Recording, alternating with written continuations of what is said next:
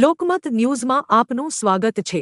વડોદરા શહેરના સરદાર industrial એસ્ટેટમાં gas પુરવઠાની સમસ્યા ગંભીર બની રહી છે। આ મામલે એસ્ટેટના સંચાલકો અને ઉદ્યોગકારોએ જિલ્લા કલેક્ટર કચેરી ખાતે રજૂઆત કરી હતી। તેમણે જણાવ્યું કે એસ્ટેટમાં કુલ 32 થી 33 યુનિટો કાર્યરત છે, જેમાં અંદાજે 2500 થી 3000 કામદારો રોજગાર મેળવે છે। આ યુનિટોમાં બનાવાતા એસએસજીએલ ગુડ્સ ફાર્મા કંપનીઓ મેડિસિન અને અન્ય ઉદ્યોગોમાં ઉપયોગમાં લેવાય છે, પરંતુ ગેસનો પુરવઠો સમયસર ન મળતા ઉત્પાદન પર ગંભીર અસર પડી રહી છે અને ઉદ્યોગો મૃતપ્રાય સ્થિતિમાં પહોંચી રહ્યા છે। ઉદ્યોગકારોએ ચેતવણી આપી કે જો સ્થિતિ આવી જ રહી તો ટૂંક સમયમાં યુનિટો બંધ કરવાની ફરજ પડશે, જેના કારણે હજારો કામદારોના રોજગાર પર પણ સંકટ ઊભું થશે। તેમણે જિલ્લા કલેક્ટરને રજૂઆત કરી છે કે સરદાર ઇન્ડસ્ટ્રીયલ એસ્ટેટમાં વહેલી તકે ગેસ પુરવઠો પુનઃ શરૂ કરવામાં આવે।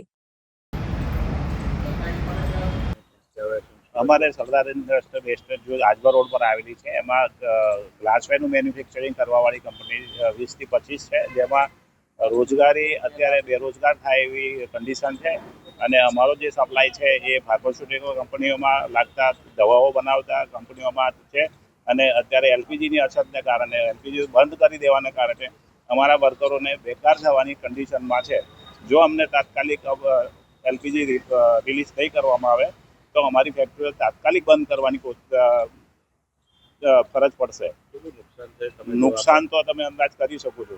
ટર્નઓવર અમારા બધાને અલગ અલગ ટર્નઓવર પ્રમાણે કરોડોનું નુકસાન થાય એવું ભીતિ છે। વીસી રોહિત।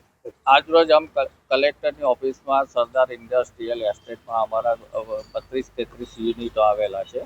32-33 યુનિટની અંદર ઓછામાં ઓછા 2500 થી 3000 વર્કરો કામ કરે છે।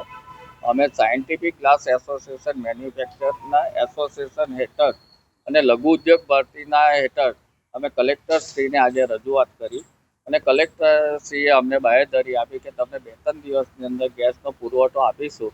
અને આ એસેન્શિયલ ગુડ્સ છે, જે ફાર્મા કંપનીઓ અને અમુક મેડિસિનમાં અને એ બધામાં વપરાય છે।